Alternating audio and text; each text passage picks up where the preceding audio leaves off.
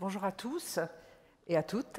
Je remercie également les organisateurs de cette session de nous avoir invités et de donner la parole dans toutes les soignants qui prennent en charge les patients avec maladie de Parkinson, d'avoir permis aux orthophonistes d'intervenir ce matin. Donc, je suis Maïtran, je suis orthophoniste et je travaille au département d'orthophonie de la faculté de médecine de Lille. Et j'ai préparé cette communication avec deux collègues. On parle de parcours de soins, donc il y a le diagnostic qui peut se faire avec le neurologue au CHU. Juliette Théry, ma collègue, travaille dans le service, dans le centre expert de Lille. Et Claire Varroquier est une collègue orthophoniste en libéral. Donc nous avons préparé ce travail ensemble. Et vous avez parlé, Madame, de la formation. Eh bien, moi, je vais aussi expliquer ce qu'on fait dans la formation parce que finalement, la prise en charge de la maladie de Parkinson a beaucoup évolué et c'est important d'en parler aussi aujourd'hui. Donc, rappelez simplement quel est le rôle du professionnel de santé qu'est l'orthophoniste. Il prend en charge la prévention, le dépistage, l'évaluation et le traitement. Donc là, je vous présente la profession de façon générale pour ensuite dire ce que l'orthophoniste peut apporter dans le parcours de soins du malade avec maladie de Parkinson. Donc les troubles du langage oral ou écrit et de la communication, les troubles de la phonation et de la déglutition, les troubles développementaux ou acquis ou à tous les âges de la vie. Donc c'est vrai qu'il y a 20 ans de ça, on associait beaucoup l'orthophoniste au travail avec les enfants. Et de plus en plus, on s'aperçoit que dans notamment des maladies comme la maladie d'Alzheimer, la maladie de Parkinson, donc les pathologies du vieillissement, les orthophonistes interviennent de plus en plus. Et donc vous voyez que le rôle n'est pas seulement au niveau de l'évaluation et du traitement, mais il y a tout cet aspect de prévention et de dépistage qui semble important, et aussi de formation, puisque vous allez voir que l'orthophoniste n'intervient pas uniquement qu'auprès du patient. Si vous prenez les recommandations du guide du parcours de soins de la maladie de Parkinson de l'HAS, vous voyez bien le parcours de soins, les différentes phases, et l'orthophoniste figure bien aux différentes phases de début, phase d'état, phase avancée, phase de déclin. Et si ça vous intéresse d'avoir un petit peu plus le détail, je vous invite à regarder ce tableau. L'orthophoniste est un professionnel de santé qui est formé depuis 2013 à un grade master, donc 5 années d'études qui sont en faculté de médecine. Et nous avons la spécificité d'être au carrefour de plusieurs disciplines. Les disciplines SHS, dont on a parlé en termes de recherche aussi, et puis biomédicales.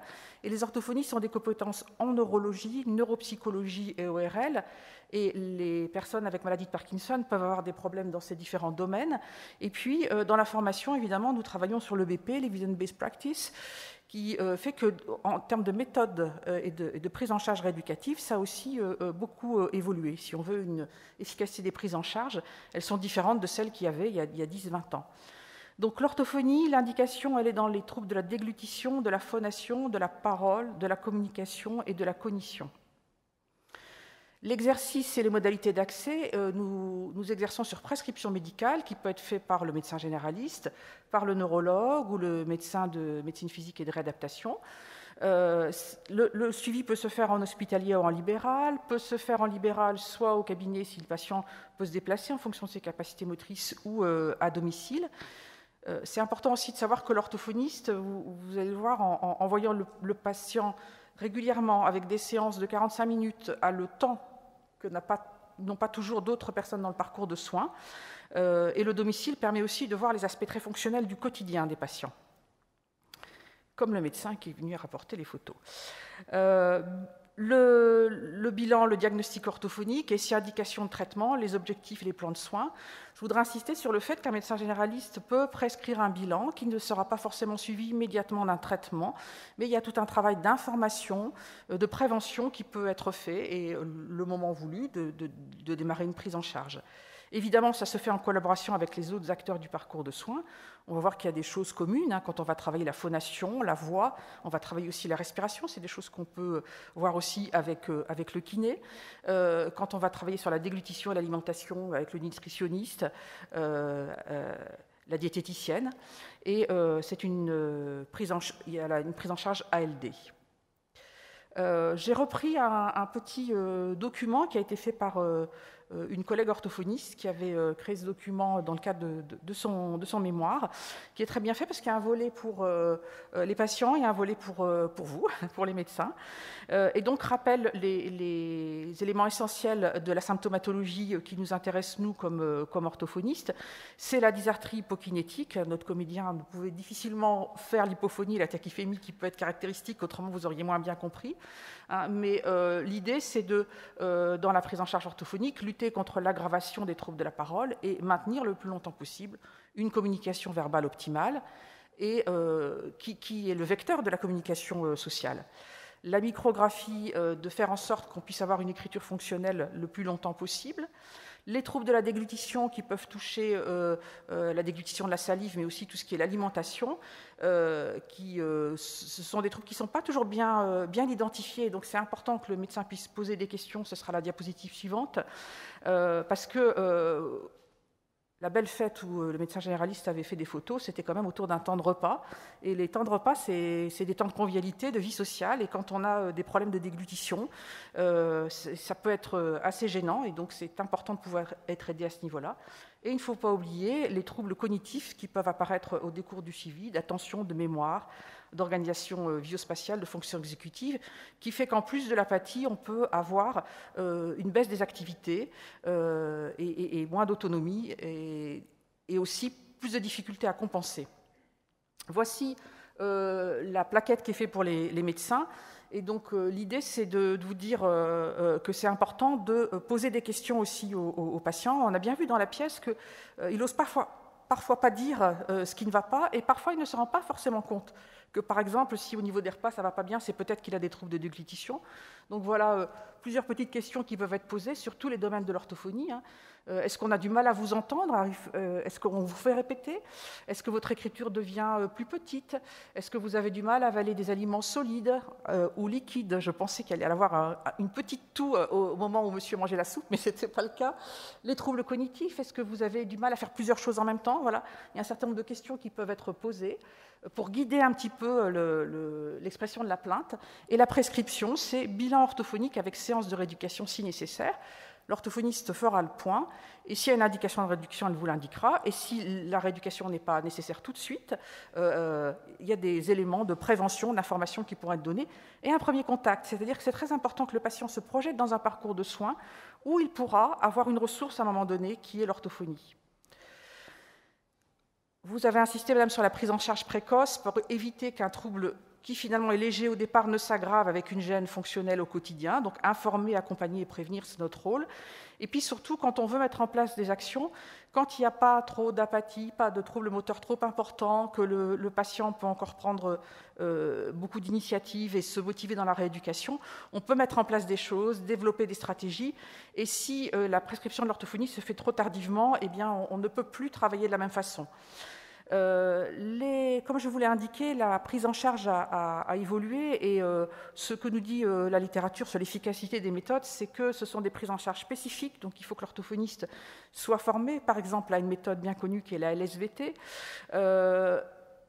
elle propose des séances intensives, c'est-à-dire que la LSVT, ce sont des programmes pendant 4 semaines, 4 séances d'1 heure, avec des objectifs fonctionnels. Qu'est-ce que dans la vie de tous les jours, si j'étais kiné, je pourrais dire, vous avez envie de continuer à danser le tango avec madame, et bien si je suis orthophoniste, par exemple, monsieur a envie de continuer d'aller à la chorale.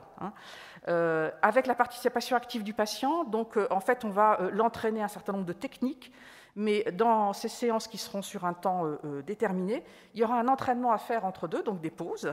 Donc ne vous étonnez pas, c'était aussi important de vous informer là-dessus, qu'il y ait des arrêts à certains moments et puis que ça reprenne à d'autres. C'est plutôt comme ça se fait la prise en charge maintenant. Et évidemment, le soutien des proches passe par inclure le proche dans les explications qu'on va donner au patient pour qu'il puisse, notamment dans les adaptations pour le repas, etc., être informé de ça. Et puis, plus on avance dans la maladie, il va falloir essayer de maintenir le maximum ce qui est encore possible, d'adapter, de compenser, et puis tout l'accompagnement au quotidien.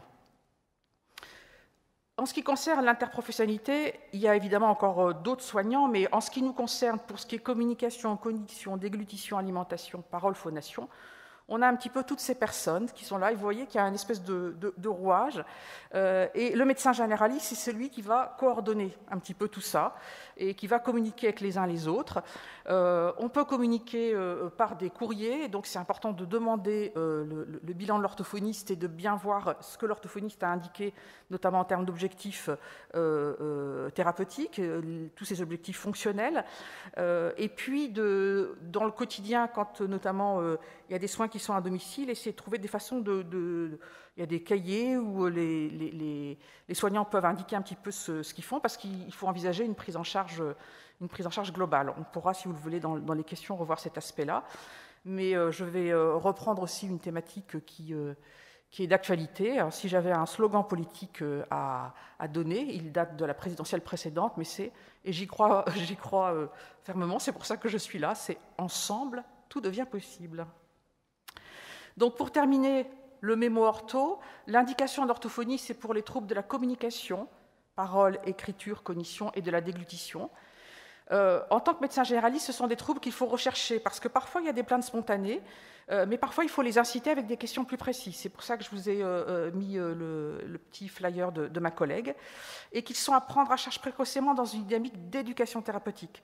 C'est-à-dire, c'est d'accompagner le patient et lui donner les éléments qui lui permettent de prendre en charge sa maladie et l'évolution de cette maladie. Donc, tous mes collègues orthophonistes me disent que souvent les patients sont orientés trop tardivement, donc voilà, c'est un premier message que je voudrais faire passer. On a parlé de communication interprofessionnelle, mais moi je suis là pour communiquer sur ce qu'on fait et répondre à vos questions, pour que vous puissiez mieux informer les patients et puis les autres professionnels de ce que fait l'orthophonie, comment elle peut être prescrite, quelles sont ses modalités. Donc des sessions renouvelables, une prise en charge intensive, un entraînement en autonomie du patient soutenu par ses proches, notamment entre les sessions, avec essentiellement des objectifs fonctionnels, autour de la qualité de vie, de la participation sociale. Et l'idée aussi, c'est de favoriser la communication entre les différents acteurs de soins. Je vous ai fait une dernière diapositive pour vous donner quelques pistes, en particulier pour les étudiants en médecine générale. Comment vous pourriez présenter l'orthophonie ? Par exemple, au début, vous pourriez rencontrer un professionnel qui vous donnera des conseils pour prendre soin de votre voix et faciliter votre communication orale. Il peut être utile de réaliser précocement des exercices qui vous permettront de maintenir une bonne qualité vocale et amélioreront votre intelligibilité, parce que c'est vraiment le problème principal de la dysarthrie parkinsonienne, ça devient l'intelligibilité. Cela peut être utile pour vous. Si cela peut être utile pour vous, l'orthophonie peut également vous aider à maintenir une écriture lisible. Ça, c'est quelque chose qu'on avait dans la pièce. On peut aussi aborder la question des troubles de la déglutition. Certaines difficultés peuvent passer inaperçues et pour autant avoir un retentissement important dans votre quotidien. Donc, si on fait un bilan de la déglutition, ça nous permet de l'identifier. L'orthophoniste peut réaliser un bilan de la déglutition, ou si besoin un bilan neurocognitif, et vous proposer des exercices, voire des adaptations pour améliorer votre qualité de vie.